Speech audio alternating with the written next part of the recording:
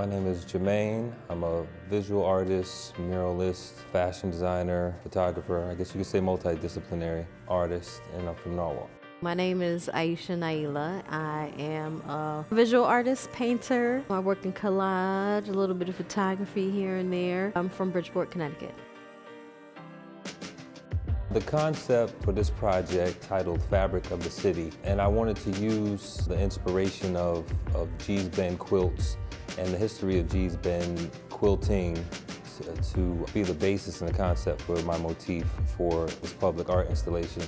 What I decided to do was create several different installation boxes and platforms that will go in an open space downtown Bridgeport that people can interact with, sit on, and almost become part of the art itself. So that was the concept, but the inspiration was from Gee's Bend quilts and the history of Gee's Bend quilters that actually live in Bridgeport, that migrated from the Gee's Bend area in Alabama and now have a strong, family base in Bridgeport.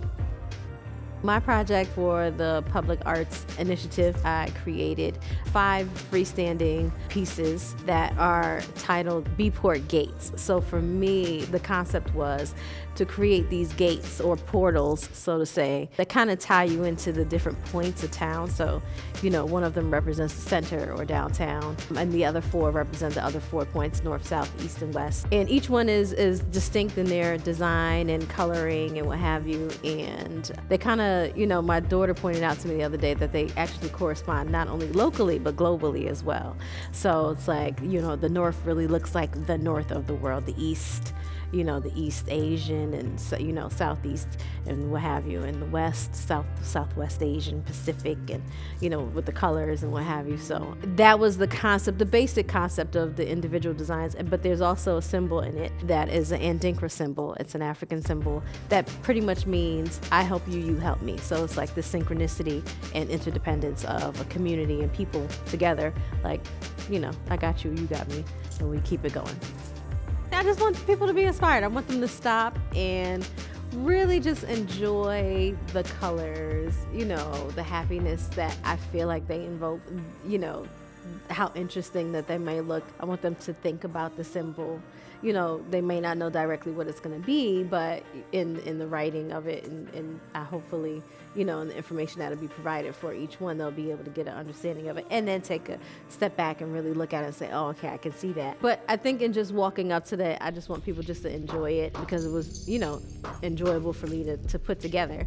So just the energy of the colors, how distinct each one is, and that's it. If it's just cute for selfies, it's cute for selfies, but it's good for me. So that's good enough for me. Initially, I want them to feel the colors and like the colors and be pulled in by the bright colors and patterns, the geometric, modern, contemporary, abstract art, that's in front of them.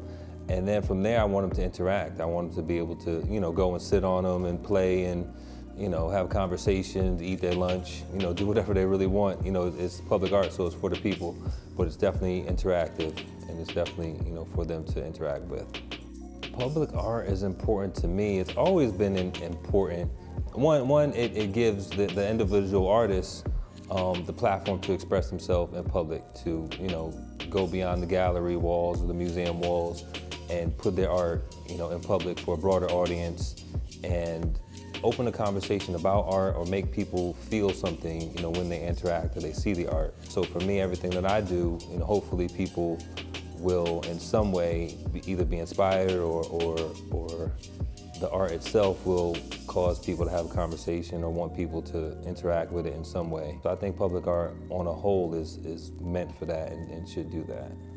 Public art is important because it gets the people involved. There's one thing to have art that's being collected, which you do hope as an artist that people are collecting your things. But to have, public art pieces to be available, it's for everybody. You know what I mean? Like, you don't necessarily have to have any money and still feel like you have some ownership over it because it's a part of the public that you're a part of. It's also, it just changed the whole atmosphere. Having art around in different forms in your neighborhoods and environments, it really does just change the atmosphere and the feeling of cultural place. And I think that's really necessary here. We haven't had that in Bridgeport forever. I don't know. So now that we're starting to have that, it does feel different. So I think public art is important in those ways. Ideal downtown for me is one where people, one, feel comfortable, going and just being downtown, have access to different things that they may not necessarily be able to get all in one place, from supermarkets to restaurants to galleries to places to shop, so it's sort of all encompassing, and at the same time I think the most important thing is for it to be inviting and to be comfortable, to people of all walks of life and for people that are not from the town. I think the ideal downtown should invite people from other areas to come and experience and participate in the things that are going on downtown and to help the businesses thrive and to just contribute to the whole vibe of the downtown. So I think it should, one, be attractive, two, be comforting and inviting.